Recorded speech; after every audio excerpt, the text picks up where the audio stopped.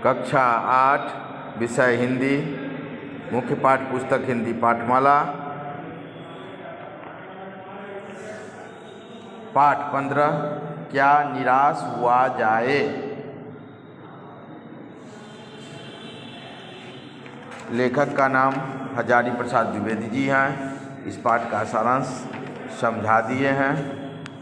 मौखिक प्रश्नों का उत्तर भी समझा दिए हैं। आज लिखित प्रश्नों का उत्तर समझाना है। तो पहला प्रश्न है, जीवन के महान मूल्य के बारे में आज हमारी आस्था क्यों डगमगाने लगी है।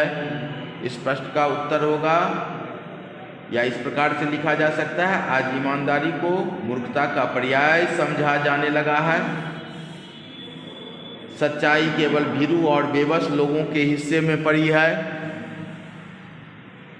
श्रमजीवी पीस रहे हैं तथा झूठ तथा फेरेब का रोजगार करने वाले फल फूल रहे हैं। इसलिए आज जीवन के महान मूल्यों के बारे में हमारी आस्था डगमगाने लगी है। दूसरा प्रश्न है, किस प्रकार के आचरण को लेखक ने निकृष्ट माना है। तो लोभ, मोह, काम, क्रोध आदि विकार मानव के में स्वाभाविक रूप से हैं। उन्हें प्रधान शक्ति मान लेना और अपने मन तथा बुद्धि को उन्हीं के इशारे पर छोड़ देना को लेखक ने निकृष्ट आचरण माना है। तीसरा प्रश्न है, वर्तमान परिस्थितियों में सच्चाई, ईमानदारी एवं परोपकार के भी प्रमाण मिलते हैं। निबंध के आधार पर उदाहरण देकर स्पष्ट करें। इसका उत्तर हम इस प्रकार दे सकते हैं। निम्नलिखित उदाहरण से स्पष्ट हो जाता है कि आज भी सच्चाई, ईमानदारी एवं परोपकारी के प्रमाण मिलते हैं। पहला, एक बार लेखक ने रेलवे स्टेशन पर टिकट लेते समय गलती से 10 की बजाय 100 रुपये का नोट दे दिया और जल्दी जल्दी गाड़ी में आकर बैठ गया। थोड़ी देर में टिकट बाबू वहां आकर उनके 90 रुपये वापस कर दिए।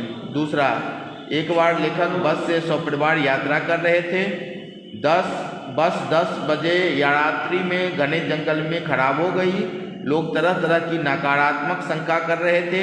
कंडक्टर वहां से जाकर बस अड्डे से दूसरी बस ले आए और साथ में लेखक के बच्चे के लिए दूध और पानी भी।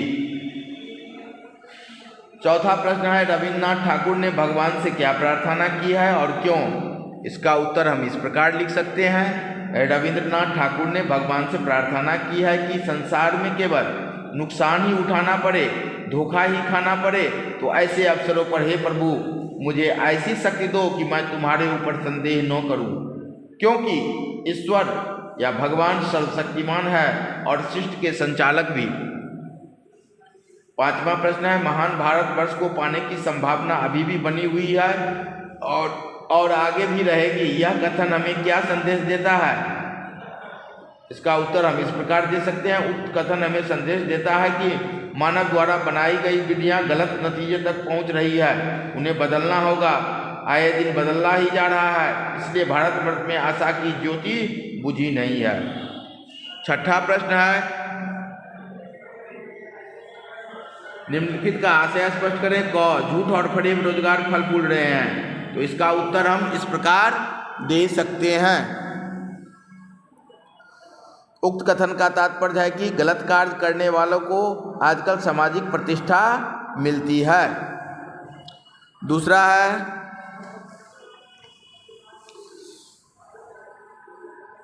ख, बुराई में रस लेना बुरी बात है। अच्छाई को उतना ही रस लेकर उजागर न करा और भी बुरी बात है।